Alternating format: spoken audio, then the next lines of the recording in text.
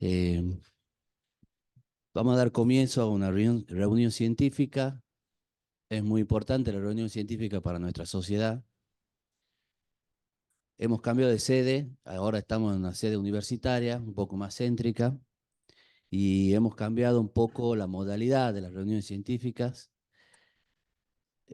Ahora va a tener una modalidad híbrida, que consiste en tener lo presencial, a mi criterio muy enriquecedor, y tiene una modalidad virtual, que cualquiera que sea socio o no socio puede, una vez que esté inscripto, formar parte de esta reunión científica.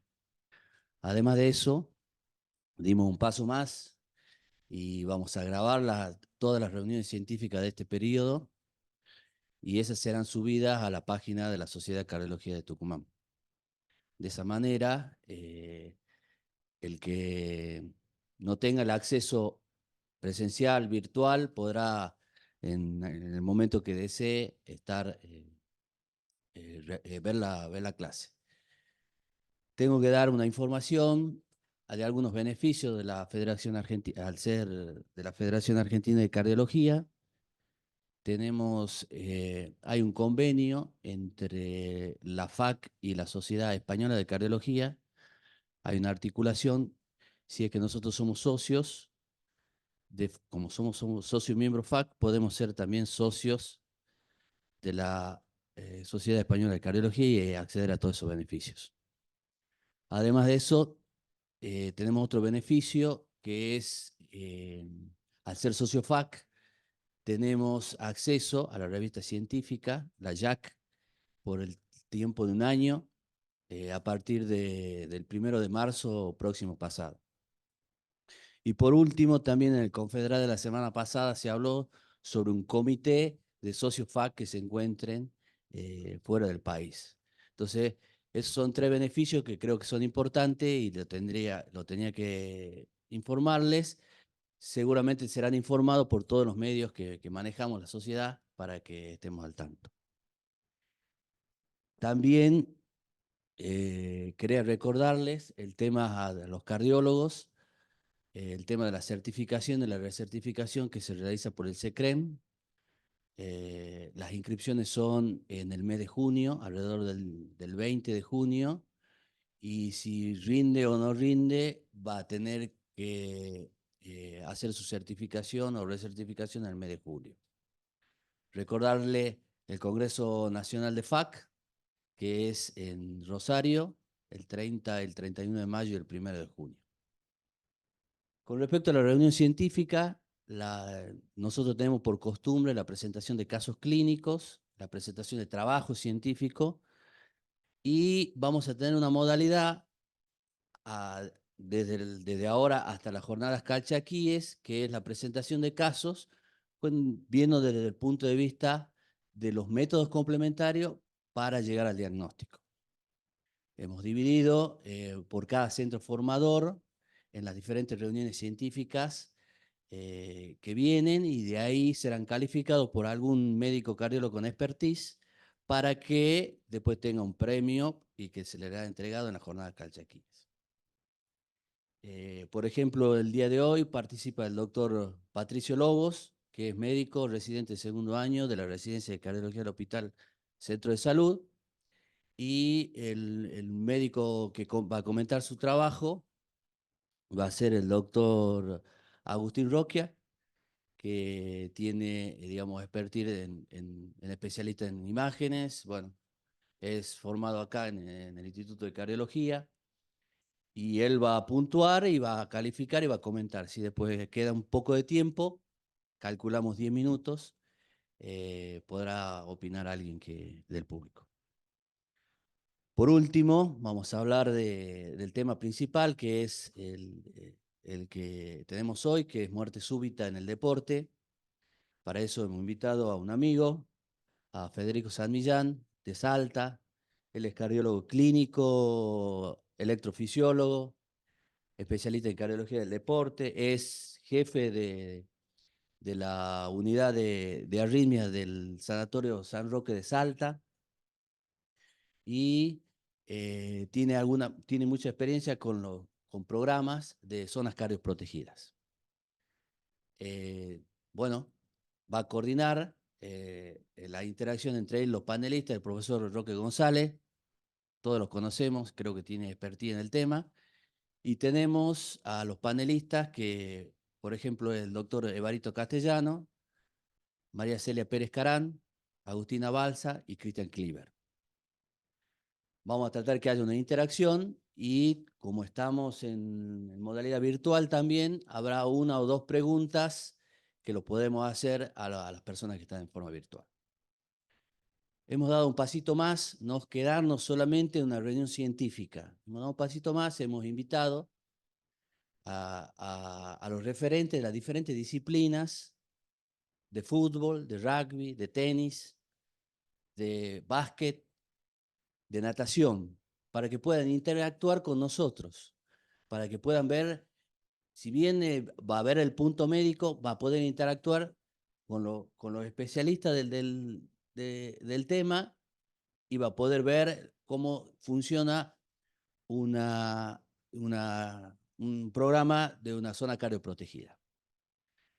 Hemos dado otro pequeño pasito y eso es que vamos a hacer una articulación con emergencias médicas, con el comité de docencia del Sistema Provincial de Salud y en los meses de mayo, de agosto y de septiembre, como Sociedad de Cardiología vamos a hacer unos lineamientos y nos vamos a encargar de ellos de ir a equipos de fútbol, perdón, a un club de fútbol, a un club de rugby, a un club de tenis.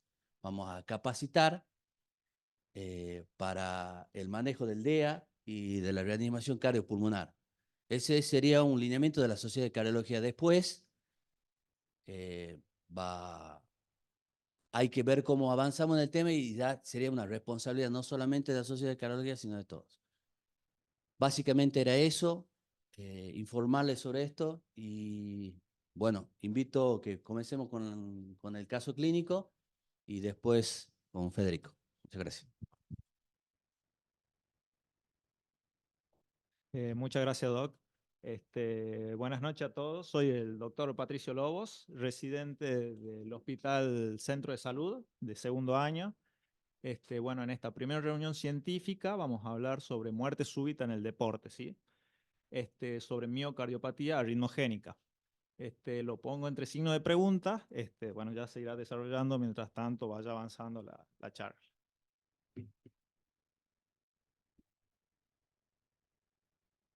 Bueno, le hago la presentación del caso clínico. Es un paciente de sexo masculino de 17 años que ingresa el día 15 de febrero de este año a nuestro hospital, que no tiene factores de riesgo cardiovasculares. Es un paciente que la madre refiere que el día 12, mientras su hijo jugaba con su hermana haciendo esfuerzos ligeros, presentó dispepsia, náuseas, palpitaciones, una sensación de angustia con pérdida posterior de la conciencia que tuvo una duración de aproximadamente 10 minutos. Esto fue acompañado de palidez y diaforesis, por lo que es llevado por una guardia de un centro de salud cercano. Allí se realizó tratamiento sintomático y con un electrocardiograma patológico que, bueno, no estuvo informado en ese momento, pero se hizo la derivación pertinente de fisicardiología por consultorio externo. Como antecedentes cardiovasculares, el paciente refiere controles de salud en la infancia con electrocardiogramas normales. Refiere palpitaciones durante la actividad física desde hace un año. Él es un paciente en el cual realiza actividad física, es jugador de fútbol, con proyección al alto rendimiento, y estaba por hacerse el control de salud porque él mismo iba a Buenos Aires a probarse un club de fútbol. En este control de salud, el electro salió en ritmo sinusal, con trastornos inespecíficos de la despolarización, con ondas T negativas en cara inferior, de B1 a B6, ¿sí? Esto fue un informe que nosotros pudimos observar en el sistema, no tenemos tampoco el electrocardiograma que nos evidencie. Por esta razón se hizo un ecodoppler cardíaco el día 9, que nos indica una miocardiopatía dilatada con un deterioro grave de la función de ambos ventrículos. La fracción de eyección del ventrículo izquierdo era de 35%. Como antecedentes familiares de la enfermedad cardiovascular, el paciente tuvo familiares con muerte de origen cardíaco de tercer grado, de causas desconocidas y familiares con enfermedad de Chagas. No tiene otros antecedentes y no toma ninguna medicación. Los métodos complementarios que solicitamos ya durante la internación, el primero fue un electrocardiograma. Aquí nosotros podemos ver un electrocardiograma que se encuentra en ritmo sinusal, se encuentra con una frecuencia de 75 latidos por minuto, un PR que está en 160, un QRS de 80, se encuentra con el segmento ST ISO nivelado, con ondas T negativas en cara inferior y se encuentra con ondas T negativas de B1 a B6. Al mismo tiempo se puede encontrar una progresión inversa de R, comienza R positivo y termina siendo negativo en B6. Al mismo tiempo se encuentra con QR de B4 a B6. También pudimos observar que, bueno, por la razón que hicimos, puso los dos electrocardiogramas por las extrasístoles ventriculares frecuentes que tenía el paciente y en el cual se encontraba de diferentes morfologías. Podemos ver. Luego se solicitó una radiografía de tórax, en el cual podemos encontrar un índice cardíaco levemente agrandado. El ápex sí está un poco horizontalizado, por lo que también se puede deducir que puede haber un agrandamiento del ventrículo derecho. Como otros métodos complementarios solicitados fue un ecocardiograma. El mismo nos informa una miocardiopatía dilatada, con un aumento del diámetro diastólico del ventrículo derecho y una fracción de eyección del 34%. Al mismo tiempo nos indicaba hipoquinesia global a predominio de los segmentos medio apicales e hipoquinesia de la pared libre del ventrículo derecho. Tenía una función sistólica del ventrículo derecho deprimida, patrón de relajación pseudonormal, se evidenciaban las extrasístoles ventriculares frecuentes, una IM leve con una insuficiencia tricuspidia con una PSAP estimada de 28 milímetros de mercurio. Bueno, acá podemos ver el eje paraesternal izquierdo, en el cual se realizan las mediciones de los diámetros diastólico y sistólico del ventrículo izquierdo, dando respectivamente de 61 milímetros y de 51. Después, a través del método Simpson, se calcula la fracción de eyección, que fue del 35%. Después se realizan las mediciones del ventrículo derecho, en el cual nos dio de 43 milímetros, y en el modo M se calculó el TAPSE, que en este caso sería de 14, que bueno, evidenciaba la disfunción del ventrículo derecho. Otro estudio solicitado fue un Holter de 24 horas. El mismo, como conclusión, tenía que estar en sinusal durante todo el estudio. La variabilidad de la frecuencia cardíaca fue normal. Presentaba episodios de ectopías ventriculares de hasta 2 morfologías. Frecuentes presentación de bigeminias y trigeminias ventriculares. Tuvo un total de extrasístoles ventriculares en 1481, que representaba el 1.65% del estudio. Y la variabilidad de la frecuencia cardíaca en 154.91 milisegundos. Bueno, acá están los gráficos que también nos indican la variación de la frecuencia cardíaca, ya los mencioné hace un momento. Y acá se puede evidenciar extrasístoles ventriculares aisladas, se pueden evidenciar extrasístoles ventriculares polimorfas, aquí por ejemplo, se evidencian las bigeminias, y podemos evidenciar al mismo tiempo duplas también con morfologías diferentes. El paso posterior para su estudio fue la realización de una resonancia magnética cardíaca, en el cual nos informa un ventrículo izquierdo y un ventrículo derecho con dilataciones, ¿sí? Con una fracción de eyección del 33% del ventrículo izquierdo y del ventrículo derecho de un 36%. Como hallazgo, pudimos ver tanto en el ventrículo derecho como en el ventrículo izquierdo dilataciones. Los espesores eran normales, en el derecho tenía hipoquinesia global, microneurismas en la pared anterior, el tracto de salida y el ápex, con una función sistólica global deprimida con una FEI del 36%. Y en el izquierdo tenía hipoquinesia lateral, diskinesia apical y función sistólica global moderadamente deprimida, con una fracción de eyección del ventrículo derecho del 33%. En la sangre negra en T1, en el ventrículo derecho, se puede observar infiltración macroscópica de la grasa intramiocárdica, y no se observó esa tal infiltración en el ventrículo izquierdo.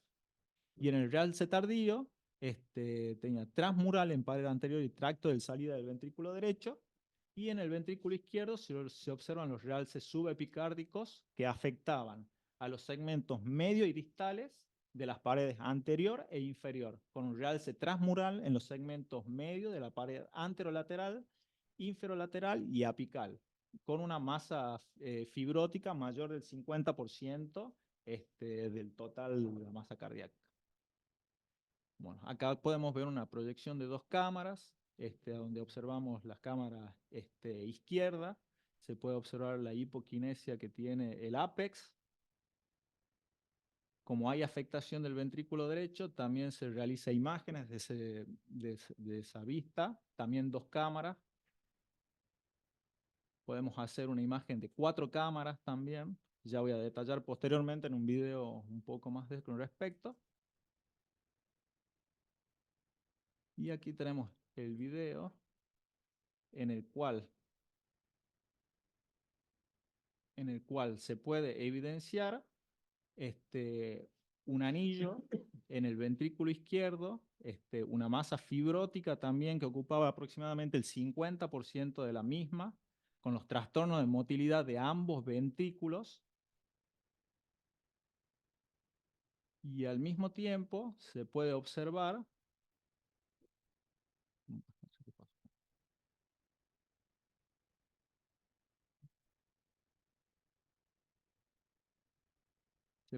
lo normal es que el músculo cardíaco esté pintado de color negro, y se pueden observar infiltraciones y al mismo tiempo los pseudoaneurismas que se encuentran en el ventrículo derecho.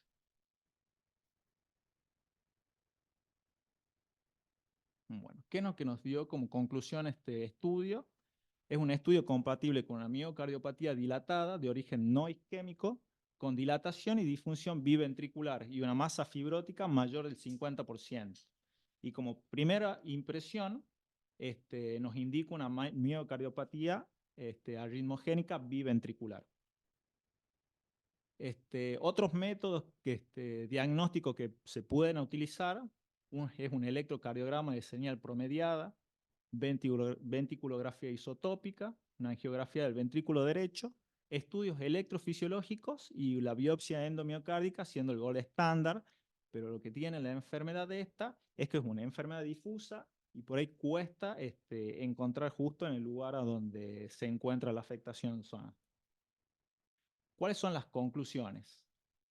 Hice un resumen de cada uno de los métodos diagnósticos que se evidenciaba el ritmo sinusal en el electro, con un eje indeterminado, sus extrasístoles ventriculares polimórficas frecuentes, trastorno de despolarización ventricular, radiografía de tórax con su índice cardíaco aumentado y su agrandamiento ventricular derecho, el ecocardiograma que evidenciaba la FEI del 35%, la miocardiopatía dilatada y la hipoquinesia de la pared libre del ventrículo derecho junto con sus agrandamientos, el Holter de 24 horas con arritmias polimórficas frecuentes y la resonancia que nos evidenciaban la miocardiopatía arritmogénica biventricular con su masa fibrótica mayor del 50%.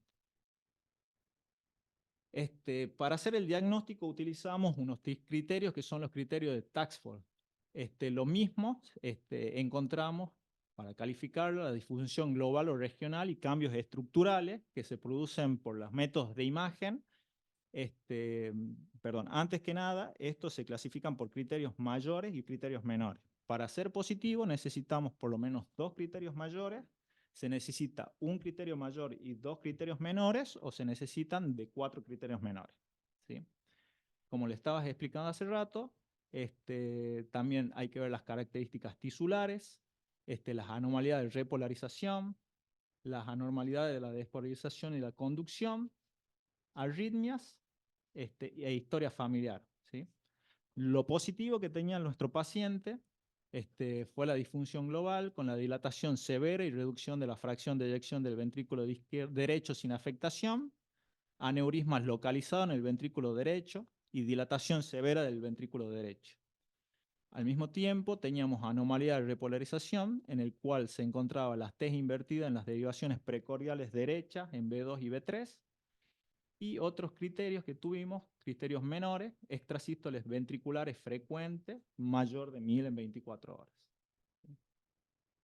Bueno, como reflexión, la detección temprana de esta enfermedad es crucial porque permite identificar las estrategias que uno puede seguir y además el diagnóstico de la misma ayuda a identificar a los familiares que también podrían estar afectados por esta patología. Así que es muy importante en este sentido, ya que le podemos dar algún tratamiento específico para la misma, prevenir las muertes súbitas, más en un paciente como el que nosotros estamos comentando, que es un paciente deportista con una alta carga para desarrollar muerte súbita.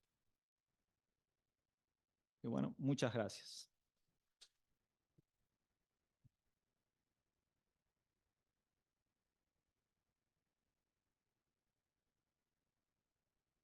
Agustín. Bueno, felicidades. La verdad que es un caso muy interesante, poco frecuente de encontrarlo. Yo la verdad que estoy hace poco haciendo esto y creo que el segundo que veo. La presentación tiene unas cosas de la displasia, como decir, por el paciente, por la edad, un poco más joven me parece incluso, deportista, la presentación con el síncope, las arritmias. El electro tiene criterios también. El eco es la primera ventana, digamos, o la primera herramienta para evaluar a estos pacientes, pero siempre nos complica un poco ver el ventrículo derecho. No siempre le prestamos toda la atención, me parece, siempre nos concentramos en el ventrículo izquierdo.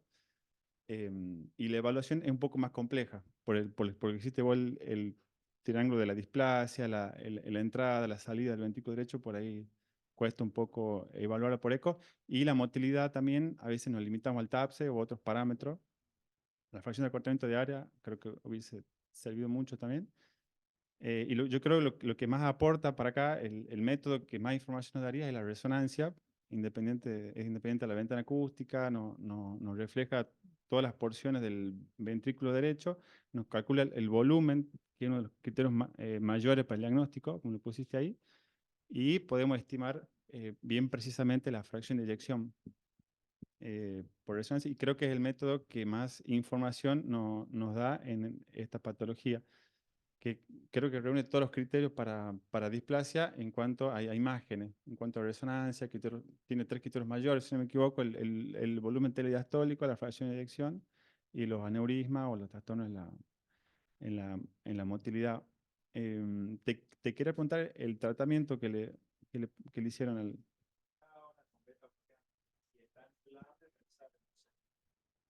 sí.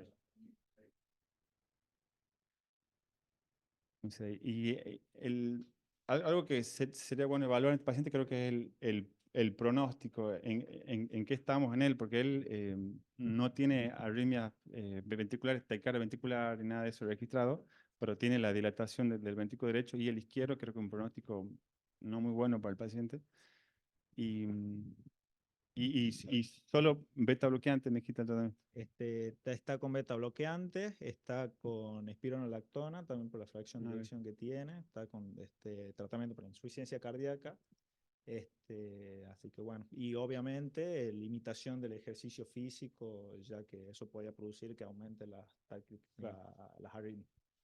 Algo que está bueno, que si Dios quiere, dentro de poco se va a dar en Tucumán, que es el estudio genético, que en este paciente nos va a orientar mucho. Si Dios quiere, se lo va a desarrollar dentro de poco. No tan solo para estudiarlo a él, sino para estudiar a la familia, a los hermanos, no sé, en un momento, la familia de él, para ver si hay una posibilidad de una descendencia de esta patología que bueno, tiene mucha implicancia médica. Así que nada, felicidades por el caso clínico muy completo. Muchísimas gracias.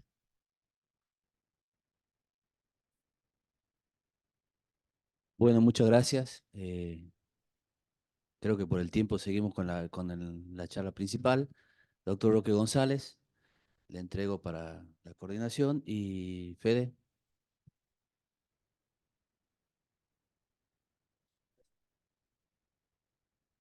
Bueno, hola, buenas noches. Gracias por la invitación a la sociedad, obviamente, inicialmente.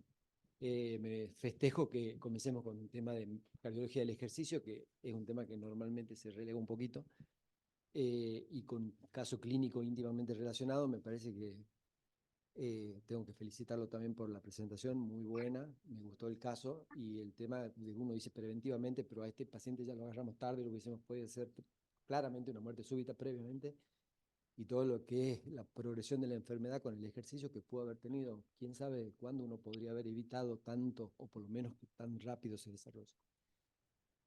Tenemos la suerte, el enorme placer de contar acá con el doctor San Millán, así que, tenemos acá a los cardiólogos que hacen cardiología del ejercicio, que somos poquitos, así que están como panelistas, así que vamos a tener la suerte de tener acá a los más experimentados en el área, así que le voy a dar la palabra acá al doctor San Millán, a ver, y después sí vamos a avanzar en el tema. Bueno, muchísimas gracias, Roque. Me siento para poder que los amigos que están conectados a distancia me puedan escuchar bien. Es un placer para mí estar acá compartiendo con tantos amigos. Quiero agradecerle a la Sociedad de Cardiología de Tucumán, una sociedad tan importante, que haya tenido la deferencia de invitarme a compartir este tema con ustedes. Así que, Félix, muchísimas gracias. Para mí es un placer. Y sobre todo un tema como el de hoy. Sé que entre los panelistas y los presentes hay expertos en el tema, así que creo que la discusión va a ser muy enriquecedora. Este es un tema totalmente apasionante, pero es un tema también frustrante, un tema que mientras uno más se mete en el tema, más deportistas valora y más certificado tiene que firmar para que la gente vaya a hacer algunos deportes extremos.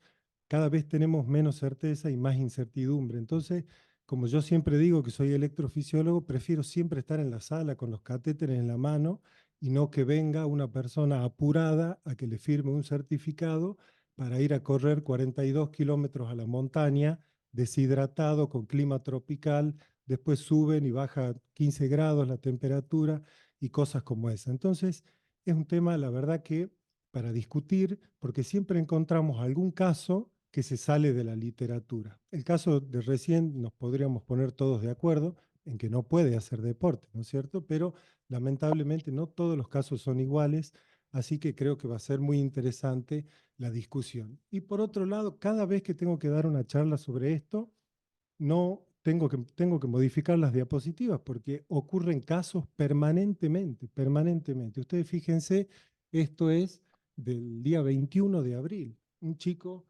muy joven, de 16 años, jugando en las inferiores de Defensores de Cambaceres, se siente mal, sale y en el auto del padre, porque no había ambulancia, no había médico del equipo, no había nada, pierde el conocimiento y el padre lo lleva en su auto en paro cardiorrespiratorio y muere. Y eso es lo que dice la autopsia. Nada, ¿sí? Información preliminar, todavía no tenemos nada sobre cuál puede ser la causa. Sabemos que en estas personas las causas más frecuentes son, como el caso anterior, y sobre todo miocardiopatía hipertrófica. En San Juan, hace un mes, un grupo de running, acá valoran gente que hace running, los cardiólogos, ¿sí? Hay grupitos de running como en Salta, es algo que está de moda. Un grupo de running en San Juan salen a correr, entre ellos había un anestesista y entre ellos, por suerte, para la persona que perdió el conocimiento, había un velerista de nivel olímpico, 23 años, ¿sí? Entonces estaban corriendo y una persona de 50 años muere súbitamente, una persona que hacía running hace 8, 9 años, totalmente entrenado, teóricamente había tenido valoraciones previas, todas negativas por cardiólogos, y pierde el conocimiento inmediatamente. El anestesista comienza a hacer reanimación cardiopulmonar, llaman a la ambulancia, pero el velerista se acuerda que en el club que está al lado del parque donde estaban corriendo había un desfibrilador. Va corriendo, como lo conocían, lo dejan pasar, que esa es otra, saca el desfibrilador, se lo conectan, le libera un choque, con el primer choque por suerte le salva la vida, vuelve a estar consciente y lo tienen ahí, se recupera todo y como a los 15 minutos llega la ambulancia, ¿sí? Con las ambulancias no se solucionan este tipo de patologías. Las ambulancias en todos los estudios de ciudades medianas a grandes, que los tenemos de hace 25 años los estudios, llegan después del minuto 13. Y acá hay que actuar antes de que pasen 3 minutos. Así que fíjense, lamentablemente siempre me encantó esa frase, el aparato le salvó la vida. Y es la verdad, estos dispositivos salvan la vida. Me gusta poner esto de Atlético de Paraná, de Corrientes, hace tiempo.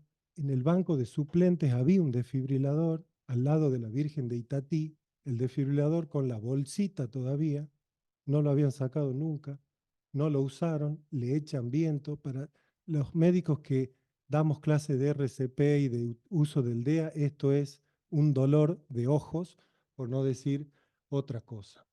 Acá en su provincia, carrera transmontaña, un salteño de 38 años, el año pasado, corren en parejas, era la tercera vez que corría el transmontaña, o sea que estaba totalmente entrenado, se siente mal, le dolía la espalda, entonces dice, no me siento bien. Imagínense para que una persona que hace este tipo de deporte, con esa intensidad hace mucho tiempo, con un buen nivel de entrenamiento, diga, me vuelvo, no sigo corriendo. Le dice a su pareja, me vuelvo, se vuelve, aparentemente, según la información que yo pude recabar, en la ambulancia le colocan un oxímetro de pulso, que es uno de los grandes males que nos dejó el COVID. Ahora todo el mundo tiene oxímetro de pulso, ¿no es cierto? Todo el mundo lo primero que hace, se pone un oxímetro en el dedo. La saturación era normal, entonces le dice, no, está bien, la saturación es normal, se queda esperando a su compañero, el compañero termina la carrera, él seguía con dolor en la espalda, y llega y dice, no, no me siento bien, volvamos al departamento que habían alquilado, supongo, acá en el centro. Cuando agarran la ruta para volverse, pierde el conocimiento, muerte súbita. Tenía oclusión de la descendente anterior, le colocaron, no sé en qué sanatorio acá, la verdad, disculpen, un stent, y agonizó por 48 horas y murió. ¿Sí? Entonces, fíjense que todas estas cosas ocurren permanentemente. Por eso yo que controlo muchos runners en Salta y sobre todo a los líderes de estos grupitos, que son gente con mucha ascendencia en los grupos y que organizan las carreras de running, yo siempre le digo que tienen que tener una ambulancia que sea una unidad coronaria móvil, tiene que tener si hubieran tenido un electrocardiógrafo se podrían haber dado cuenta que el paciente estaba teniendo un evento isquémico. Entonces nosotros siempre nos encargamos también de a los organizadores pedirle, por favor, que se encarguen de que haya un electro para hacer. Fíjense, una deportista, una runner chilena, media maratón de Buenos Aires, con unos tiempos excelentes también, deportista de altísimo rendimiento, cruza la meta en Buenos Aires. Las carreras de calle siempre es más fácil organizar el tema del área cardioprotegida. Entonces cruza la meta, muere y tenía la ambulancia a 20 metros. Entonces inmediatamente se actuó rápido, RCP, desfibrilador, la recuperan y llega con vida al sanatorio. Cuando yo lo subo a mi página de Instagram, inmediatamente los amigos de Boston ya me contestaban los mensajes de que ya le habían pedido el desfibrilador subcutáneo para colocárselo a los pocos días. Así que se volvió a Chile ya con el desfibrilador subcutáneo implantado.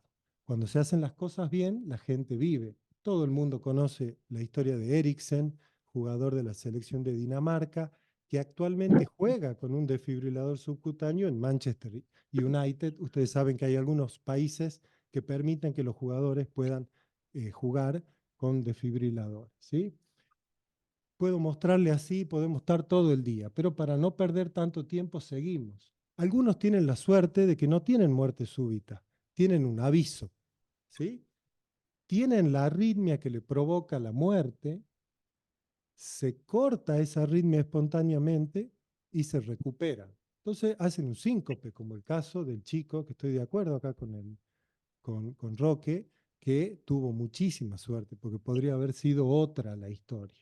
Entonces se recupera, no sabe muy bien qué le pasó porque fue todo muy rápido.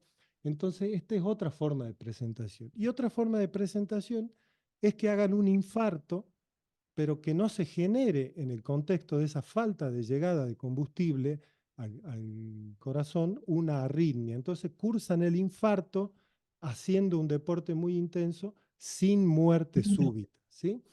En ese caso, yo les voy a contar, muy probablemente lo conozcan, es un clínico de Salta que corre en uno de estos grupitos de running, suben a un lugar hermoso, un cerro que hay en Quijano, que es un cerro donde van a entrenar muchos los runners.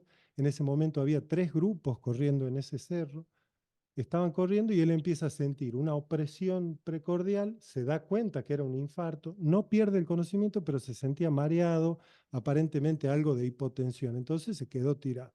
Llamen a la ambulancia. Todos sacan los celulares, nadie tenía señal. Entonces, a una que corría muy rápido, la mandan a que baje lo más rápido posible buscando señal para avisar de que venga la ambulancia a buscarlo. Entonces, él no podía moverse por sus propios medios.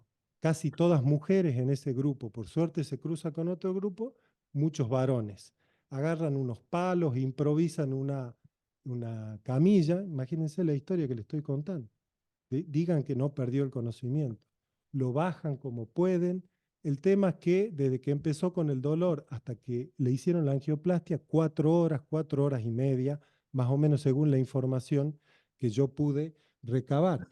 Y esto es lo que le quedó como descendente anterior, ¿no? Como ustedes pueden ver, fíjense lo que es esa cara anterior, el ápex. No tiene desfibrilador porque no le quedó menos de 35% la fracción de eyección. Por supuesto que, como se deben de estar imaginando los que valoran runner, ya está corriendo de nuevo el paciente y médico, ¿sí? Fíjense lo que es el realce tardío ahí, ¿ah? Se ve clarito, ¿no es cierto? Y la forma más frecuente de presentación es la muerte súbita. Ustedes fíjense, comotio cordis, no tenés nada en el corazón, pero te dan un golpe en la zona precordial, comienza una fibrilación ventricular e inmediatamente perdés el conocimiento. No tenés que tener ninguna enfermedad para que te pase solo mala suerte. Se ata los cordones, está perfecto, da 2, 3 pasos y cae sin apoyar los brazos, cae totalmente muerto. Miocardiopatía hipertrófica. Estos son eventos que son totalmente devastadores para todo el entorno y encima ahora con las redes y la televisión los vemos y lo vemos, las repeticiones, cómo caen, se golpean la cara, todo muy aparatoso y ha hecho que el apto físico para los deportistas sea realmente un gran desafío. Y esa es una de las partes más importantes que yo le quiero transmitir. Entonces, ¿qué es lo que le pasa a esta gente? ¿Por qué le pasa? ¿Y cómo podemos hacer para prevenir lo que es lo más importante, me parece, de la reunión de hoy? La muerte súbita es la muerte de causa cardíaca, repentina, inesperada, que ocurre en una persona dentro de 1 hora del comienzo de los síntomas, en una persona que estaba sana o aparentemente sana. La muerte súbita relacionada al deporte, que casi siempre es de causa cardíaca, como ya lo vamos a ver en algunos estudios, es la que se produce practicando el deporte. Algunos autores dicen 1 hora posterior y otros dicen 2 horas posteriores y otros incluso lo extienden aún más. Todavía no hay un consenso al respecto, pero es cuando ocurre practicando el deporte o un rato después. Nadie acá está en contra del ejercicio, porque el ejercicio sabemos que es una de las herramientas fundamentales que tenemos, no solo para prevenir enfermedades, sino para aumentar la longevidad, para vivir cada vez más. Antes decíamos, un ejercicio leve a moderado, en forma regular, te mejora la vida. Y ahora sabemos que mientras más intenso es el ejercicio que practicamos, sobre todo hay algunos parámetros que ya lo vamos a charlar seguramente después con Roque y con todos los expertos, son parámetros que nos ayudan a decir esta persona probablemente vaya a vivir más. Entonces, pero ese ejercicio intenso tenemos que estar preparados para realizarlo, no tenemos que entrenar para realizarlo. Entonces, nadie acá está demonizando el ejercicio. Entonces, nosotros sabemos actualmente que algunos parámetros, sobre todo el consumo de oxígeno, mientras más consumo de oxígeno tenemos, más tiempo vamos a vivir. Y a la inversa, ¿sí?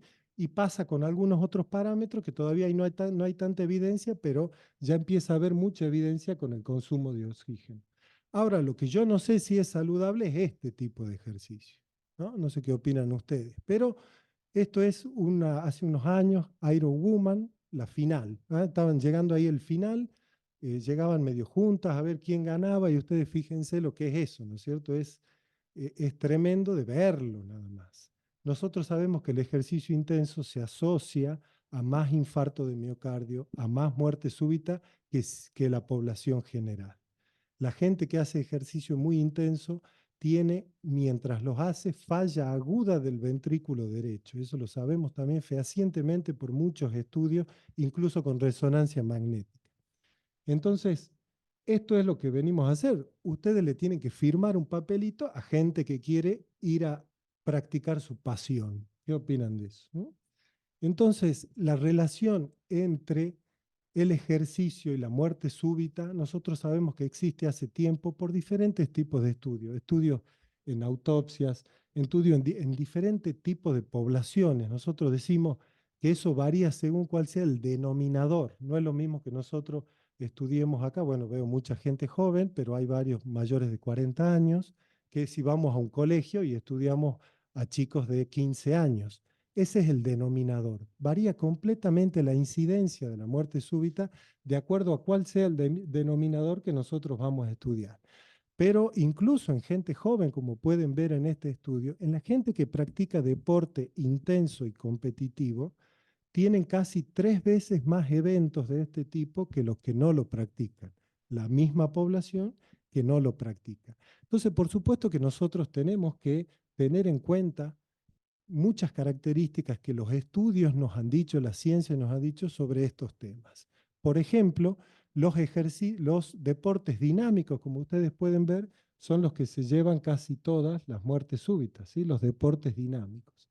¿Cuáles son los deportes dinámicos? Ustedes pueden ver acá en este gráfico, que muchos lo deben conocer, acá hacia la derecha aumenta el dinamismo del deporte y hacia arriba aumenta la carga estática del deporte, como puede pasar en los pesistas. Mientras más dinámico es el deporte, más incidencia de muerte súbita tenemos.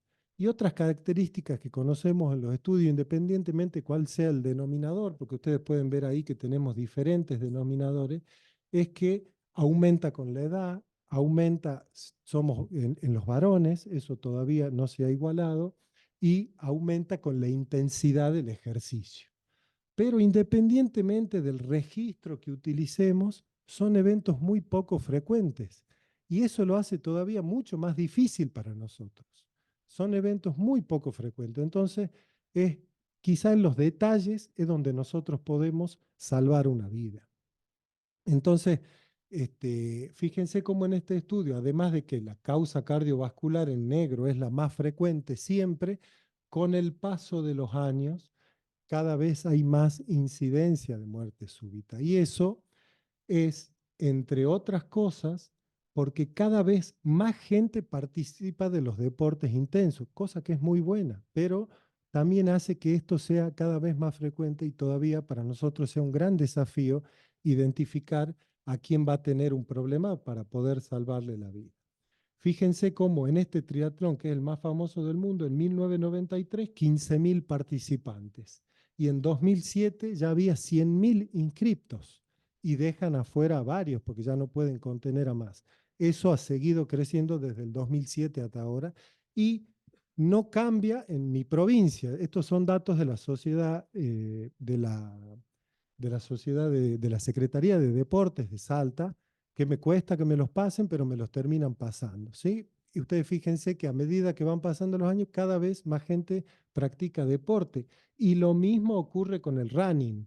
Los líderes de estos grupos de running a mí me van pasando todos los años y lo mismo, cada vez tienen más gente que participa. Y cada vez más gente mayor de 40 años, ¿sí?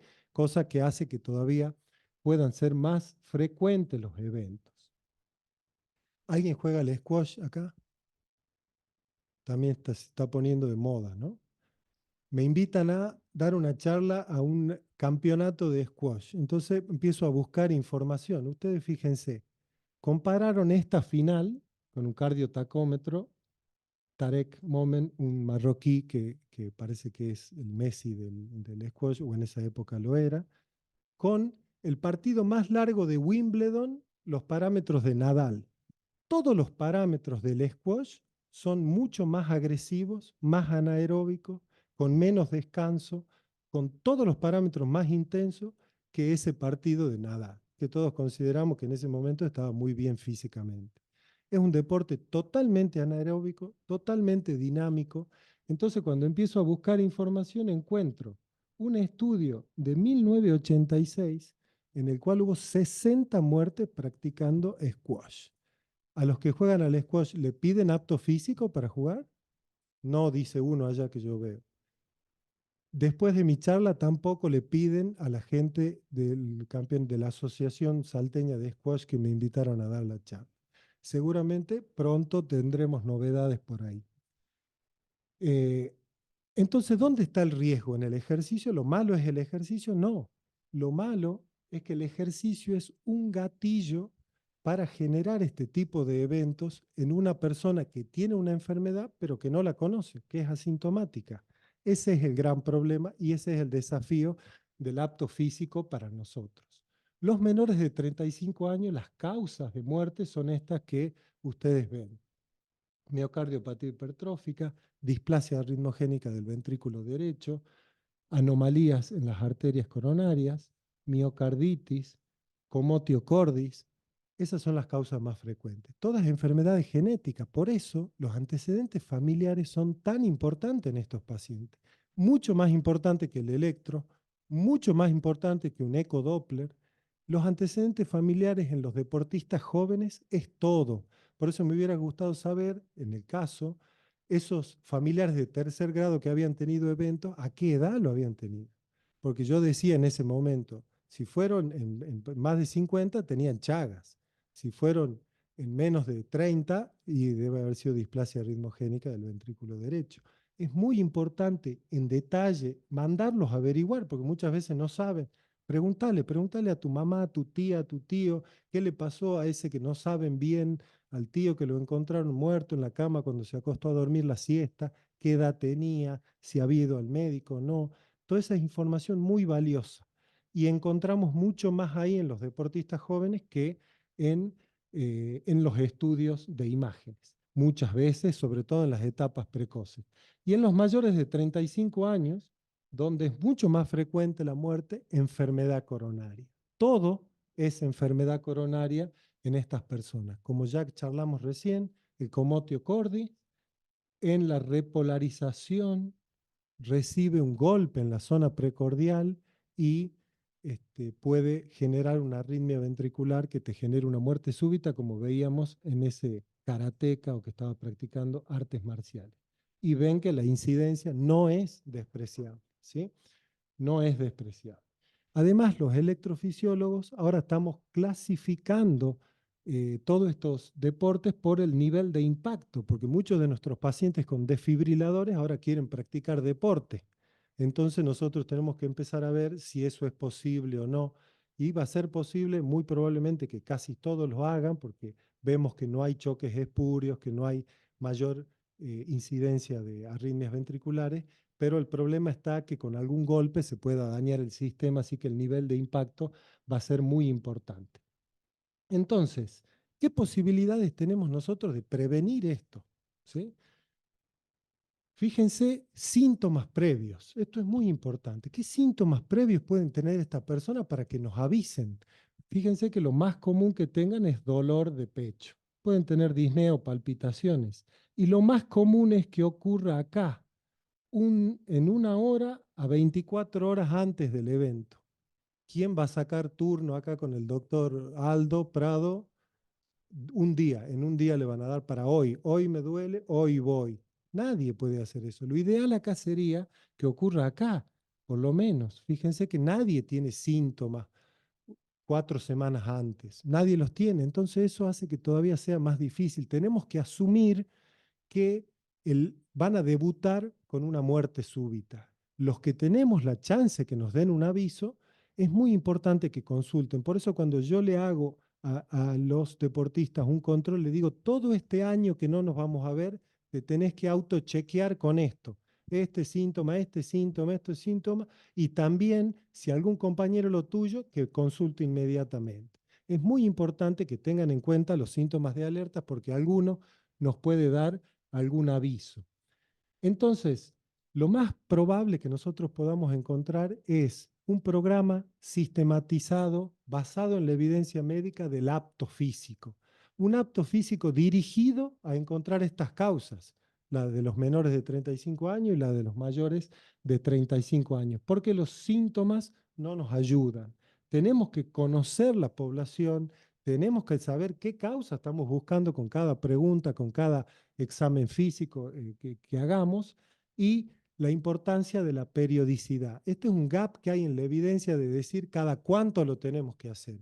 Y eso va a depender de la población que tengamos. Tienen una prepaga y no hay problema y lo veremos una vez al año, o por lo menos eso hago yo, que me parece que la periodicidad es muy importante. Nos permite ir viendo cambios sutiles en el electrocardiograma y en la ergometría. Y en algunos otros estudios de imágenes como el ecodoppler. En cambio, si el gobernador lo llama a Félix para decirle necesito que me valores a los 20.000 deportistas de la parte pública que tenemos acá en Tucumán, y seguramente no pediremos ecodoppler y ergometría a todo el mundo, haremos examen físico, electrocardiograma e interrogatorio, y si alguien tiene algo anormal iremos por otro estudio porque estamos restringidos en el gasto. Y así es como es todo, pero el problema es que los que tenemos que firmar somos nosotros, ¿no es cierto? Para que esa persona vaya a llenarse espiritualmente con su pasión. Entonces, tenemos que tener una estrategia. Entonces, estos atletas competitivos, nosotros les vamos a hacer una historia familiar, un interrogatorio familiar y personal, el examen físico y el electro, siempre buscando las patologías que sabemos que generan estos problemas. Si es negativo, le damos el apto, y si es algo positivo, pedimos los estudios que sean según qué es lo que vamos encontrando, algo dirigido. Si nos da negativo, le damos el apto, y si hacemos algún diagnóstico, lo manejamos apropiadamente. Esto es lo que dice la evidencia médica que nosotros tenemos que preguntarle a un deportista que quiere un apto, tanto en la historia familiar, personal, el examen físico y ahora vamos a ver lo del electro. Estas son las cosas que nosotros tenemos que preguntar. Por ahí no todos los cardiólogos están informados sobre el tema, entonces por ahí alguna cosa no lo preguntan. Y en cuanto al electrocardiograma, además tenemos la dificultad que el ejercicio por varios años va generando cambios para que esa persona pueda mejorar su rendimiento. Eso es lo que conocemos como corazón de atleta. Entonces, además, hay que estar entrenado en el electrocardiograma de los atletas.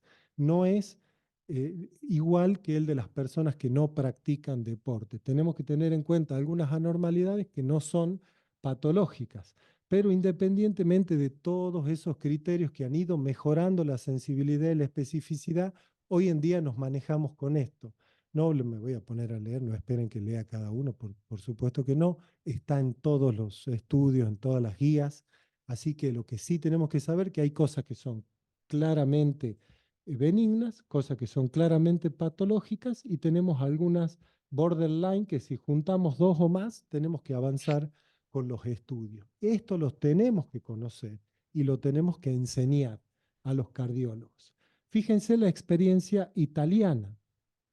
Empiezan a implementar en el año 79, historia clínica, examen físico y electrocardiograma para todos los deportistas competitivos que ellos tenían registrado. Y ustedes fíjense cómo dicen que bajó la incidencia de muerte súbita. Espectacular. Fíjense, el doctor Biskin en Israel empezó a implementar la misma estrategia. Historia clínica, examen físico, electrocardiograma. Y encontró lo mismo. Pero ustedes saben que los americanos no usan el electrocardiograma para esto. Y tanto insistía el doctor Maron que empezó Biskin a investigar hacia atrás, retrospectivamente, cómo era la incidencia que tenía en el registro. Y ustedes fíjense que encontraban lo mismo que supuestamente ellos habían logrado con su estrategia. estos son eventos tan poco frecuentes que quizás solamente habían empezado en una época con más eventos. Son tan poco frecuentes que aunque que uno tenga 4, 5, 6 eventos más en un país, ya podemos modificar esto. Entonces, no sabemos bien, se pregunta el doctor Binsky si esto puede ser una expresión de deseo o si es una realidad. Lo que no podemos negar es que estas patologías que son causantes de muerte súbita en los deportistas sí tienen alteraciones electrocardiográficas. Entonces, esto no se nos puede escapar. De ninguna manera en un atleta se nos puede escapar un síndrome de Brugada que tenga manifestación en el electro, una preexcitación, un QT largo y alteraciones de la repolarización de la miocardiopatía hipertrófica. No se nos puede escapar. Eso es algo muy importante porque si hay un valor que tiene el electro en estos pacientes es de encontrar estas patologías. Pero como todos saben, hay todavía falsos negativos. Se hace el deportista el apto físico como corresponde, basado en la evidencia, sistemáticamente, periódicamente, pero todo está normal y lo mismo muere súbitamente. Todavía tenemos un amplio porcentaje de eso en varias de las series. Entonces, esto hace que sea muy complicado, los falsos negativos, los falsos positivos.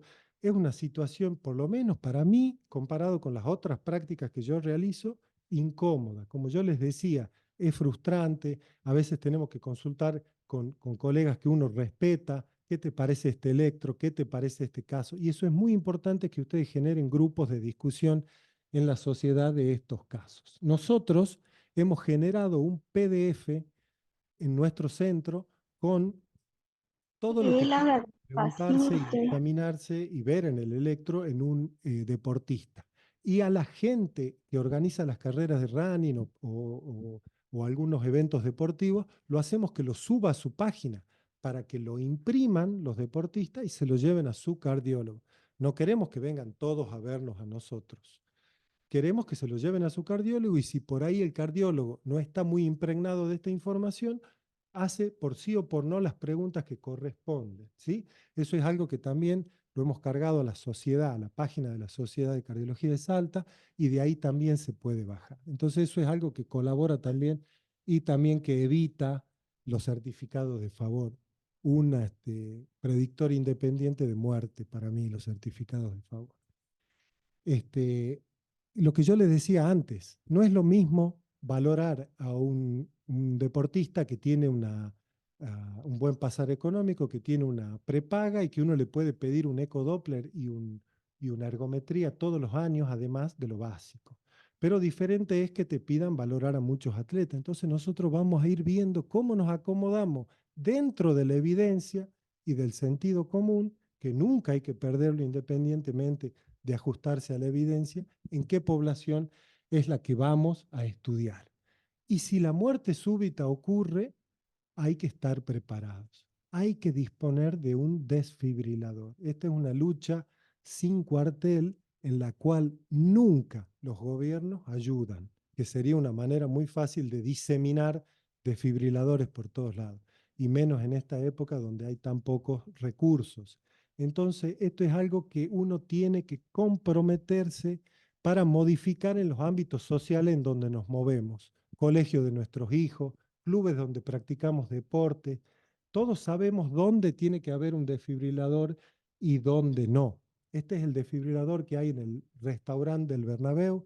Yo hice mi entrenamiento en Madrid, allá lo veo al doctor Rondón, me trae recuerdos de aquella época que estábamos juntos en Madrid, en la Fundación Jiménez Díaz. El doctor Farré, que era mi jefe, es directivo del Real Madrid. Mientras yo estaba ahí, él armó el área cardioprotegida, estamos hablando año 2006, el área cardioprotegida del Bernabéu. Entonces yo lo veía ahí con los planos, viendo dónde iban a poner cuántos desfibriladores, sin límites en recursos, como se imaginarán. ¿Para qué? Para que en cualquier lugar donde uno estaba, en 3 minutos llegue el desfibrilador, que no quede ninguna zona muerta en ese sentido. Entonces, eso es muy importante, porque uno puede dar un curso de RCP, está muy bien, uno puede dar un curso de RCP y de manejo del DEA. Está mejor.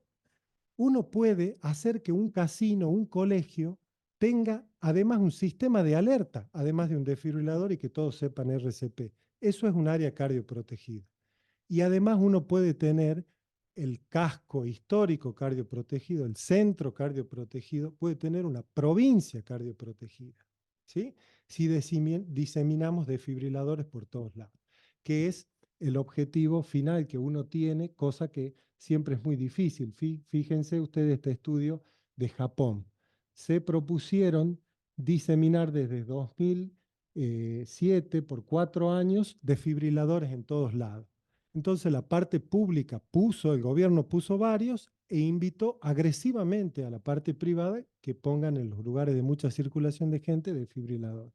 Y ustedes fíjense que empezaron con casi 10.000 y terminaron con casi 90.000 desfibriladores en todo Japón. Y como ustedes pueden imaginarse, había más sobrevida de los eventos de paro cardiorrespiratorio en la vía pública y además de eso, los que sobrevivían podían seguir trabajando y manteniendo a su familia. Tenían un estado neurológico mucho mejor que cuando no había muchos desfibriladores en el país. En este sentido, ahí nos ven a Sebastián, que parece que tiene 12 años, yo que no tenía canas en ese momento. Nosotros desde hace tiempo luchamos en Salta por el armado de las áreas cardioprotegidas. Este es el del mercado municipal. No sé si conocen, ahí en Salta, ahí hemos puesto, y ahí recuperó una persona con el desfibrilador en el mercado municipal. Y actualmente tenemos en todos estos lugares, que no los voy a mencionar para no perder tiempo, pero los que le marquen rojo son los de la parte pública, los menos, ¿sí? Los menos son en la parte pública. Entonces esto es un compromiso que yo sé que la sociedad lo tiene a partir de ahora porque Félix me lo comentó y tiene toda la intención, pero que se hace con todos. Uno tiene que ser un factor modificador de esto en el ámbito social en el que se mueve. Ustedes fíjense este estudio de centros deportivos amateur, 252. En los que había desfibrilador hubieron 18 muertes súbitas, en los que no había 11 muertes súbitas. Sobrevida en los que había 93%, sobrevida en los que no había 9%. No hace falta, o sea, esto es como corroborar lo que te dice el sentido común. El desfibrilador salva vidas. Y si alguno necesita poner el dedo en la llaga, puede ver cómo esta persona cae, tiene un desfibrilador implantable puesto, paciente de Pedro Brugada. En Bélgica, segunda división. Ahí hizo un movimiento brusco, el desfibrilador sensó la arritmia, lo chocó y se levanta inmediatamente y no entiende por qué no lo dejan seguir jugando. El desfibrilador salva vidas. El 90% de las personas que tienen una muerte súbita tienen un ritmo en el electrocardiograma que se termina con el desfibrilador, ¿sí? Taquicardia ventricular o fibrilación ventricular. Ahí lo van a ver de nuevo, cómo hace un movimiento brusco, el choque del desfibrilador, inmediatamente termina la arritmia, ritmo sinusal, llega sangre al cerebro y se incorpora rápidamente.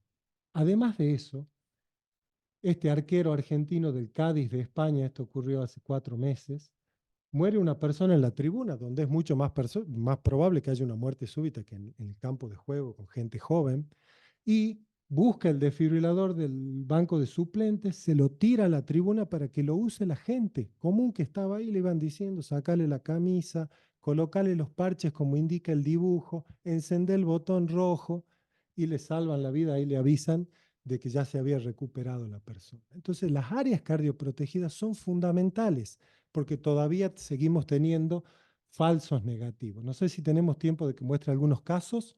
Uno, bueno, este es un paciente, allá en Salta hay un campeonato de profesionales. Todos los profesionales juegan al fútbol, hay A, B, C, D, veteranos de más de 40, de más de 50, y un caldo de cultivo para este tipo de eventos.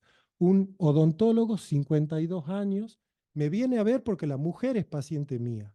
Él había sentido una sensación acá como de acidez, un dolor, después de un esfuerzo grande, terminando, ya se para después del esfuerzo y le da esa sensación. Va a haber un cardiólogo muy reconocido de Salta, le hace ecodoppler, este cardiólogo hace ecodoppler, hace imagen, entonces le hace el electro, le pide un laboratorio, le hace un ecodoppler todo normal, vaya, siga jugando. Pero la mujer parece que era un poco intensa y le dice, te venís a ver a mi cardiólogo, te vas a ver a mi cardiólogo. Entonces me trae el problema para mí.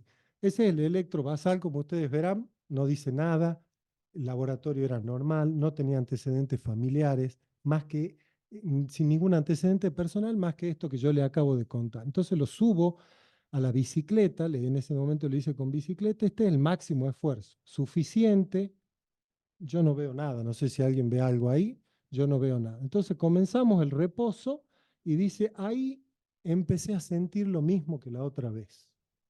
Ahí empecé a sentir lo mismo. ¿Ven ahí cómo se infradesnivela un poquitito? ¿Ven ahí el supra en la cara inferior? Esto es 30 segundos después. Fíjense cómo esto no es que se enlentece así porque el paciente está muy entrenado. Fíjense que se enlentece con un infra. ¿Sí? ¿Ven ahora ahí? ¿Sí? No me hicieron el electro a mí en ese momento, pero probablemente debe haber tenido lo mismo, o una taquicardia ventricular. Entonces, lo acuesto al paciente, le vuelvo a conectar bien el electro. Ustedes imagínense la situación, está sentado en la bicicleta, yo tengo una bicicleta horizontal. Lo acuesto al paciente, esto es 2 minutos de recuperación, muy lento, ¿sí? Ya estábamos listos ahí con el desfibrilador, en este lugar tenemos desfibrilador. Me imagino que nadie hará ergometría sin desfibrilador en los centros, ¿no? Y se me está pasando, doctor, se me está pasando. Ustedes fíjense que se normaliza el ST, ya se me está pasando a los 7 minutos. Prácticamente el electro era igual que como llegó, ¿sí? Lo que tenía el paciente era esa coronaria derecha, como ustedes pueden ver, colgando, ¿sí? Colgando.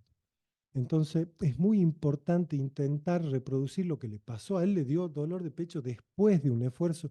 Dice que había sido un partido, mucho calor. A veces es muy difícil reproducir todo lo que ocurría ese día. La gripe que había tenido 2 semanas antes. Es muy difícil reproducir todo en la ergometría, pero no hay que subestimar los síntomas. Muy pocos tienen síntomas antes y ese puede ser un tesoro para poder prevenir un evento rápido. Este caso, un amigo de Córdoba que tiene la costumbre de que los pacientes tienen algo de arritmia y me empiezan a mandar todo, ¿no? Como le debe pasar acá a Evaristo y a los electrofisiólogos y a Félix. Entonces me dice, mirá, cardiólogo clínico, paciente con este electro, 17 años, es jugador de la selección argentina juvenil de béisbol. ¿Sí? Muy bien entrenado, tiene esto, no tiene antecedentes ni familiares ni personales, totalmente asintomático. Al otro cardiólogo que lo había visto antes que mi amigo, la madre le dijo, quiero que le hagan una ergometría, quiero que le hagan una ergometría, entonces se la hicieron porque la madre insistió. Le hacen, bueno, acá yo pregunto, ¿no? Porque lo había presentado en un caso, si le daban el apto, si le piden algo, si estaba normal o no. Entonces le hacen la ergometría y ustedes pueden ver ahí eso que ocurre ahí. Una TB de 3 latidos polimorfa, ¿sí? Inmediatamente el médico que le hacía, que era un residente, paró todo en el acto con muy buen sentido común, paró todo en el acto y tenía, además de eso, un eco normal, una resonancia normal y un Holter con extrasístoles que eran aisladas. Y en el Holter habían sido las extrasístoles monomorfas, ¿sí? ¿Qué hacen? Rapidito, le dan el apto. Si está normal el eco y la resonancia, le doy el apto. No lo dejo hacer ejercicio ni loco, le pongo un desfibrilador. No lo dejo hacer ejercicio porque ya sé que tiene. ¿Quién le da el apto de acá?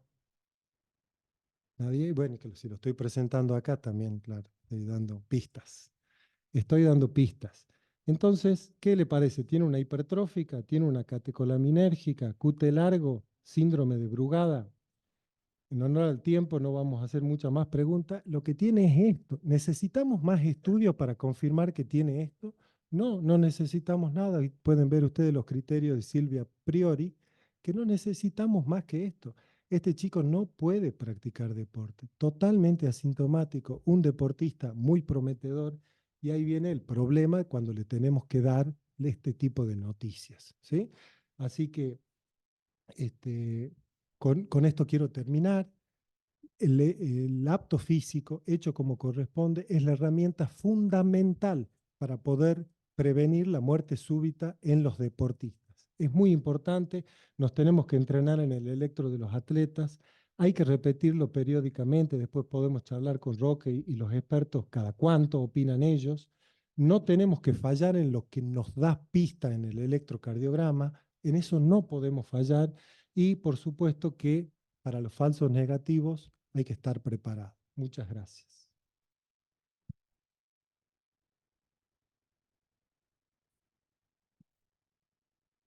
Bueno, gracias Federico, clarísima la exposición.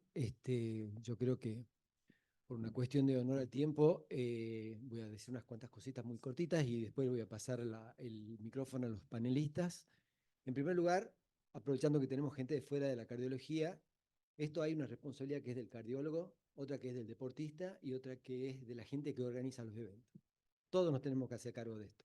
Si nosotros como cardiólogos tenemos que saber que el electro del deportista es diferente, tenemos que estudiar esos criterios y saber que porque tengo una bradicardia de 45 no le puedo terminar pidiendo un holter a todos. O sea, hay criterios que están escritos y los deberíamos conocer todos los que vamos a evaluar atletas. Por dar un ejemplo, ¿no? O sea, simplemente. O sea, eso como una responsabilidad nuestra como médicos. Ahora, el deportista tiene que entender que esto no es ponerme un gancho, que esto no es un dolor de cabeza que tengo que ir a gastar plata o perder tiempo para hacer esto, es parte de la seguridad de su práctica. Entonces, el deportista y la familia del deportista tienen que entender que esto no es un dolor de cabeza ni un trámite a hacer, es algo muy importante para su seguridad. Y a los organizadores de eventos lo mismo. No puedo quedarme tranquilo porque tenga simplemente una ambulancia en la puerta de la cancha, o peor, la tengo en la puerta de la cancha y para que entre o para que el deportista salga trasladado de una camilla, tengo que pasar 60 metros, atravesar a lo mejor un portón del que no tengo la llave. Entonces, todo lo que es infraestructura y organización tiene que estar muy finamente planeado. Entonces, esto es una cosa que realmente nos tenemos que poner las pilas todos. Desde FAC hemos publicado en la revista de diciembre, tenemos nuestras recomendaciones del examen cardiovascular, así que creemos nosotros que es una manera de acercar lo que se publica en otros lados a lo que es nuestra realidad socioeconómica, a nuestra población, así que está obviamente en la revista de FAC de diciembre. Así que bueno, como le decía, por honor al tiempo y después de reiterar mis felicitaciones, le voy a dar primero el micrófono a Celia Pérez Caram, una de nuestras especialistas en cardiología del ejercicio de la provincia.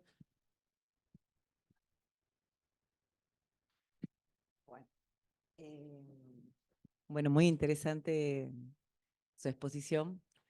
En mi caso, a mí, muchos deportistas de alto nivel, de entrenamiento muy intenso, y como esto que dijo usted, no es lo mismo el evento que le pasó al niño de 12 años, al niño de 8 años, que no entrena más de 1 hora 3 veces por semana, y que probablemente podríamos haber llegado antes con un examen clínico, un electro, y si era necesario más estudios, a ese evento, porque ni siquiera podríamos echarle la culpa al deporte. Eso es importante diferenciarlo. Y creo que la idea tiene que ser importante. El deporte no es la que genera la muerte súbita. En estos casos, en la displasia ritmogénica, en la miocardiopatía hipertrófica, en todas las enfermedades congénitas, genéticas, las canalopatías, podría haber sucedido en cualquier momento y simplemente ha sido un gatillo. Porque un chico de 12 años no hace más de 1 hora y no es alta la exigencia y no utiliza suplementación deportiva. Punto.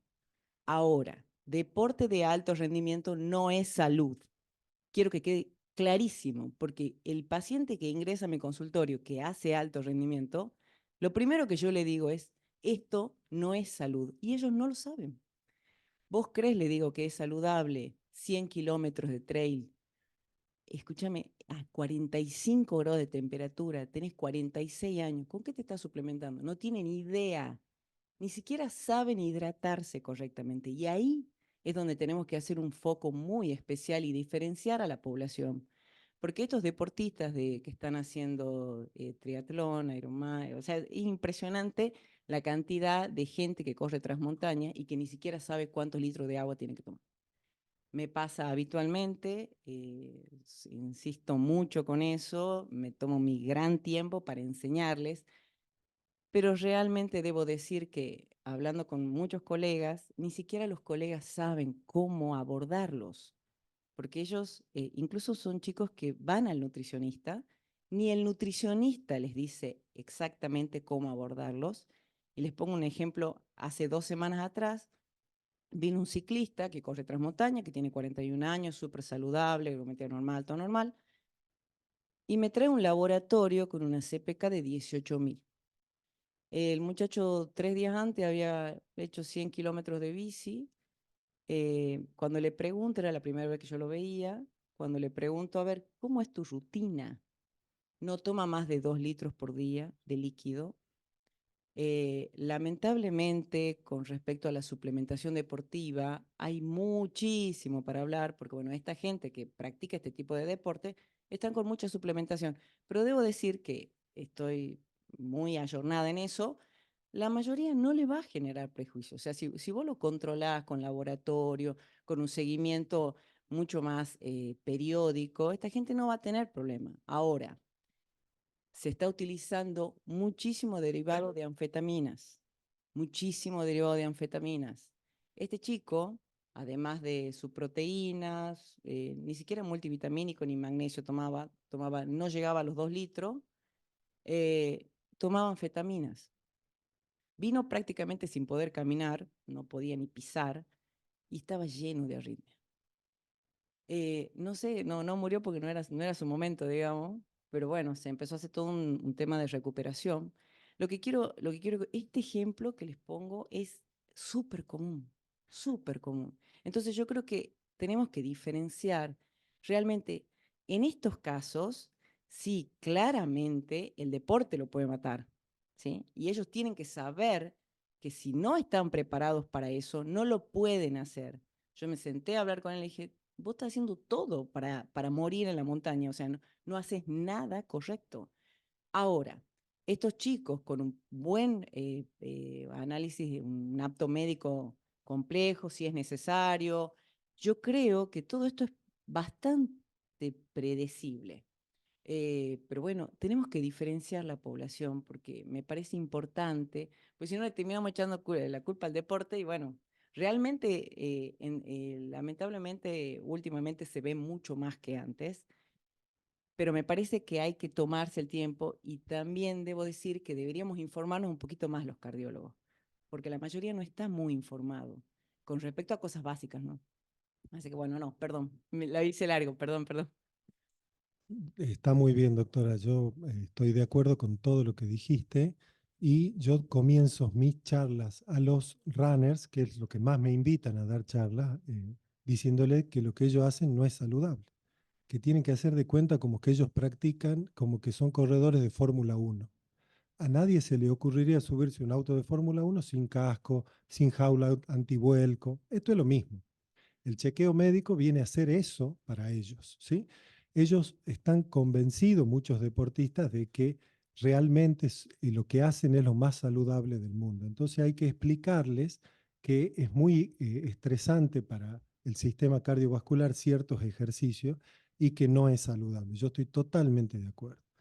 Y otra cosa importante es que muchas veces alguien que comienza a practicar ese deporte después de los 40 años, cualquier deporte intenso, que primero lo hace recreativamente para insertarse en un grupo social, comienza 3 veces por semana, de golpe empieza a ir al gimnasio. La transición de lo amateur a empezar a hacer un ejercicio intenso a veces es muy rápida. A veces son 3 meses. Entonces también eso hay que tener en cuenta. Muchos de lo que nosotros consideramos que es un deporte recreativo, a los 3, 4, 6 meses están practicando un deporte intenso. Entonces eso también hay que conversarlo con el paciente. Le voy a dar la palabra al doctor Evaristo Castellanos, otro de nuestros panelistas, experto en electrofisiología. No queda mucho para hablar ya porque han dicho todo, tal cual como dice Fede. Buenísima charla, Fede. Tenemos que estar entrenados para saber qué grupo, primero qué grupo etario estamos interrogando y qué es lo que vamos a buscar, en qué vamos a basar nuestro interrogatorio, el electro, y no tener miedo del tipo del certificado ese que vos dijiste de amigo, de, ay, lo puede ver mi hijo que va a jugar al fútbol y si encontramos algo en el electro que nos llame la atención, profundizar con estudio, pedir por esfuerzo, eco. No nos olvidamos que hoy en día que hay un método diagnóstico que es magnífico, que es la resonancia, que las Task Force no las ponen. Hemos visto el caso de este paciente recién, la resonancia dice todo, todo en este paciente. Justo Agustín le preguntaba al doctor, el pronóstico es pésimo, tiene una enfermedad ritmogénica biventricular, con afección en ring light, se llama, hacia el ventrículo izquierdo todo tomado. El pronóstico es malo, seguramente era trasplante, el desfibrilador lo tiene que tener puesto ayer, no esperándolo. Entonces tenemos que ser conscientes de que no es un acto médico así nomás y valernos de la herramienta con la que disponemos para llegar a profundidad del diagnóstico, ¿no? Algo que quiero agregar ahora antes de la próxima pregunta. Yo una vez me invitaron gentilmente a dar una charla antes de una carrera, Cachi Ultra Trail, una carrera en Cachi en la altura también de trail running, muy intensa, con incluso la superficie era con lajas, se le rompían las zapatillas, una cosa que uno lo escucha y no lo puede creer hasta que está ahí. Y me empezaron a ver un montón de deportistas después de eso. Y yo encontré muchos que corrían y eran hipertensos y ellos no sabían. Entonces hay que empezar, está bien la displasia ritmogénica, las cosas raras, pero hay que empezar por lo más común. Hay que ver, muchos de estos deportistas, 40, 45, 50, no saben que practican el deporte hipertensos. Entonces eso es muy importante porque uno que practica deporte hipertenso, mucha más posibilidades, 3 veces más posibilidades de evento durante el deporte. Vamos a darle la palabra al doctor Christian Kliber, especialista en medicina del deporte y cardiología y con mucha expertise en nuestra área. Bueno, primero felicitarte, doctor. Excelente la exposición y además por lo que has hecho en tu provincia. De mucho, sé que debe haber sido de mucho trabajo y además una enorme generosidad de tu grupo en compartir eso de esa manera.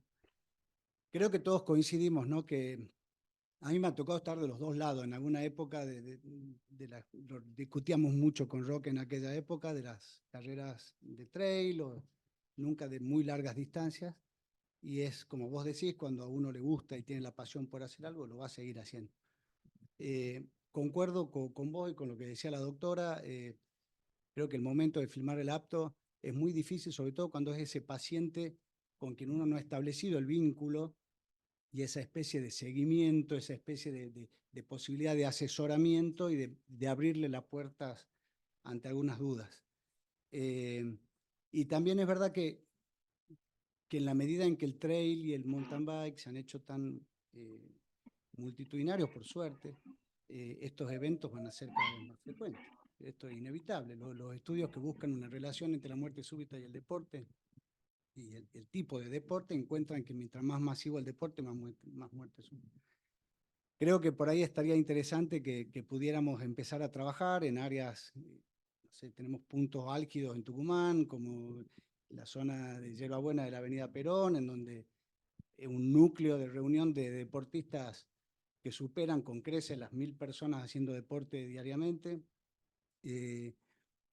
Tenemos la posibilidad de quizás intervenir a través de la sociedad o de medicina del deporte, Roque, para que esta gente de la municipalidad, que así como se pone en estos lugares para cuidar que no nos roben la bicicleta, afortunadamente pudiera cada uno tener un cardiodefibrilador en su bicicleta o en su moto. Y en ese sentido me parecía interesante escuchar cómo han encarado ustedes, porque creo que el mayor problema es este, ¿no? La obtención del dinero para no solo adquirir los dispositivos, sino adiestrar a la gente, dar continuidad al adiestramiento para que se entienda que este dispositivo debe estar a disposición. ¿Cuál te parece que es la mejor estrategia para eso? Es una lucha y es muy difícil. La única manera de hacerlo en forma efectiva y diseminar números apropiados es con ayuda del gobierno, cosa que nunca lo hemos logrado. Después nosotros, con el doctor Sanz, con Seba, hemos dado cursos de RCP jueves y sábado, 7 años. 7 años seguidos, hemos formado muchísima gente. Y seguíamos sin poder armar muchas áreas cardioprotegidas. Ya ahora no tenemos tiempo de dar los cursos, así que yo tengo un equipo de gente que soy su asesor científico, digamos, y ellos dan los cursos, y yo me encargo del armado del área cardioprotegida. Entonces lo hemos logrado mucho en la parte privada. En la parte privada, de a poquito vamos lográndolo, incluso a medida que yo tengo, cada vez que tengo una oportunidad, lo hago. Primero, uno tiene que estar convencido, si no, no convence a nadie. Y yo estoy totalmente convencido. Entonces, en una época, te doy un ejemplo, porque son oportunidades que salen. El laboratorio ELEA arma un programa nacional de salud cardiovascular de la mujer. Entonces, como yo soy ahí un poco mediático en Salta, me buscan a mí. Le digo, mira, yo soy cardiólogo, pero me voy a involucrar en eso y acá ustedes tienen una pata acá en Tucumán, que es el doctor Rondón y la doctora Aida Chiade, que es ginecóloga. Forman parte de este programa. Entonces dice, tenés que armar un programa invitando 30 médicos de diferentes especialidades. Entonces mi programa, rápidamente, ¿qué fue? Invité a los 30 médicos, psiquiatras, oftalmólogos, ginecólogos, reumatólogos, endocrinólogos, diabetólogos, y lo que elegí gente que practique deporte, que estén en estos grupos u otro tipo de deporte, o que yo sé que están vinculados a ciertos clubes. Y los invité a que armen áreas cardioprotegidas en los lugares donde se mueven ellos, sus hijos. Y de estos 30 hemos armado 6 áreas cardioprotegidas. Y de ellas 3 en centros médicos, ambulatorios. Vos imagínate un consultorio del doctor Carlos Lombardi, que lo deben conocer a Carlito. A él lo invité, muy pujante, muy inquieto. Tiene un centro en Salta que tiene 40 médicos. Vos imagínate que lo estén esperando 2 personas a cada uno de esos 40 médicos en la sala de espera. Que no van a ser 2, van a ser muchos más. Ese es otro lugar que tiene que estar cardioprotegido. ¿Entendés? Entonces, yo no pierdo la oportunidad. Cada vez que hablo, le puse un desfibrilador al padre del que era el presidente de la Unión de Rugby de Salta. Yo pertenezco al mundo del rugby. Entonces le pongo un desfibrilador con resincronizador y le digo, mirá, esto es así, así, así, así. Se fue a Buenos Aires, consiguió que Fernet Branca le done un desfibrilador para cada club de Salta. Esto es una lucha, es un trabajo hormiga, ¿sí? Y lo más importante es el armado del área cardioprotegida en el que yo tengo experiencia, así que me avisan, porque la primera causa de falla en un lugar donde hay un desfibrilador de que no llegue, que se muera la persona, es el sistema de alerta. Hotel Alejandro I, bueno, ya lo dije, un hotel muy bueno en Salta. Había desfibrilador, no armamos nosotros el área cardioprotegida. Una persona caminando en la cinta, 38 años, pierde el conocimiento, cuando lo van a utilizar al desfibrilador, no tenía batería. Eso es parte del sistema de alerta. Que alguien de mantenimiento todos los días llegue y vea cómo titila la luz. ¿Me entendés? Ocurren cosas como esa todo el tiempo. Y algo con lo que vos decías de firmar el certificado. Yo nunca me pongo, porque también lo hago convencido, en esta situación paternalista de decir te dejo o no te dejo. Es una decisión compartida con el paciente, con los familiares del paciente cuando es muy joven. Yo te digo qué dice la ciencia sobre esto. En base a eso, sin duda, uno tiene que firmar o no, pero nada es te firmo o no te firmo. Uno puede firmar con restricciones. Y sobre todo que se haga cargo el familiar, y lo anoto en la historia clínica, se habla con el paciente, con la familia y se explica, esto es una decisión compartida. Yo no es te dejo o no te dejo. Nunca me pongo en esa postura. En honor del tiempo, le voy a dar la palabra al presidente de la sociedad, agradeciéndole a los panelistas, a Federico y a ustedes por su presencia. Hermosa la reunión. Gracias. Gracias, Roque. Gracias, Fede. Gracias a todos los que participaron. Y... venía Agustina, no te he visto. Te preguntaba. Pasa, Agus. Atrás.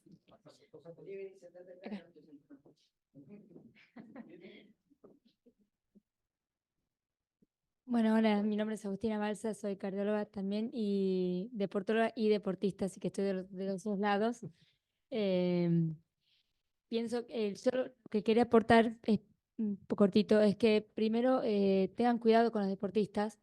Somos tremendamente negadores. Tremendamente negadores, lo que más nos importa es ir a hacer lo que queremos hacer. Si tenemos una carrera, nosotros nunca tenemos síntomas, siempre es por cualquier otra causa, menos por algo patológico, y nuestro principal objetivo es ir a competir.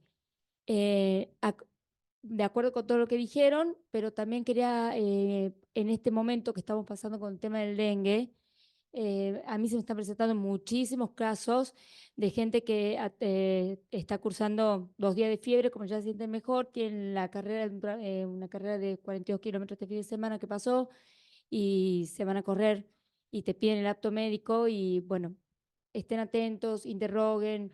Bueno, este caso puntual sobre el tema de dengue, les cuento porque está pasando eso. Se les va la fiebre, pero pasa toda la otra parte.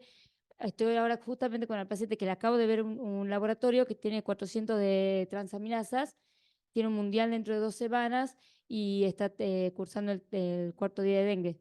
Y salió ayer porque se sentía mejor y salió a dar una vuelta y subió San Javier. Entonces, es otra cosa. Tengan en cuenta que el deportista subestima distancias, volúmenes. Entonces uno va a decir, salga, hagan poquito, y el poquito del deportista no es lo mismo que el poquito de ustedes. Entonces, son cosas que por ahí en el consultorio, colegas, tenemos que tener en cuenta. Y también hacer mucho hincapié en que muchas veces nosotros mismos somos los que damos los aptos médicos en el pasillo. Bueno, yo no, mis pacientes me conocen que jamás les voy a dar en el pasillo si no tienen todos los estudios hechos. Y creo que eso también es importante, que entre nosotros mismos nos pongamos firmes, no demos los aptos en los pasillos. No todo deportista es saludable, incluso a veces asintomático, como le digo. Si usted le pregunta, ¿tiene algún síntoma? No, por supuesto que no tengo nada. No quiero tener nada y no voy a tener nada. Entonces, tenemos que tomarnos el tiempo en el consultorio de ir hablando, sacándole de a poquito las cosas. Tengo un paciente que siempre a mí me quedó en la cabeza, que él venía porque quería que le hable sobre nutrición, y conversando, me empezó a decir, sí, subí a mi casa 12 pisos, y la verdad que me cansé, y a mí quedó dando vuelta su forma de comentarlo, y me quedó dando vuelta eso de una fatiga extraña, y vos le preguntas si tenía síntomas y no tenía nada, electro normal, le hago una ergometría normal, pasamos a la nutrición, a hacer los estudios cardiovasculares, y me daba todo normal. No me quedé con eso, le pedí una perfusión, el doctor Robaletti me la informó anormal, quedó con una estela en la descendente anterior, paciente que era totalmente asintomático y fue por nutrición. Y entonces hay que tomarse un tiempito en el consultorio, sobre todo les digo, los deportistas somos los peores pacientes. Y otra cosa también, perdón, ¿no? No tener vergüenza de consultar. Yo, Evaristo, el doctor Roque, los vivo llamando doc, tengo una duda acá, tengo un problema acá, no tengo vergüenza de pedir cuando no sé, llamo, les pregunto a mis colegas, ellos tienen la mejor predisposición, así que cuenten con ellos, con la pylori, con el tema de las resonancias, todo la verdad que los chicos se súper prestan para sacarle las dudas, todo, y entre todos, como decía recién, armar grupos donde uno puede conversar, puede exponer los casos, y bueno, siempre lo mejor para el paciente. Excelente aporte, doctora. El proceso inflamatorio que genera el cuerpo contra un germen en el que no tenemos anticuerpo es muy grande, a veces excesivo. Se va el germen a los 10, 11 días y ese proceso inflamatorio sigue y a veces pueden comprometer el corazón. Con el COVID, todos deben tener ustedes miocarditis confirmada con resonancia. Yo ya tengo un paciente con dengue, 78 años, con miocarditis post-dengue.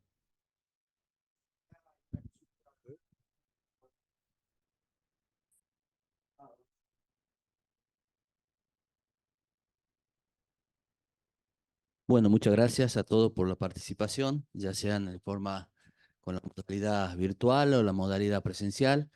Y bueno, damos por concluido esta reunión científica. Solamente una cosa más por decirles, está confirmada las jornadas calchaquíes para los días 3, 4 y 5 de octubre. El día 3 de octubre será acá, en el auditorio para la enfermería, para los técnicos cardiólogos, y el 4 y 5 en Lunahuana, Tafí del Valle. Así que desde ya están todos invitados. Muchas gracias y bueno, podemos concluir con un lunch. Hasta luego.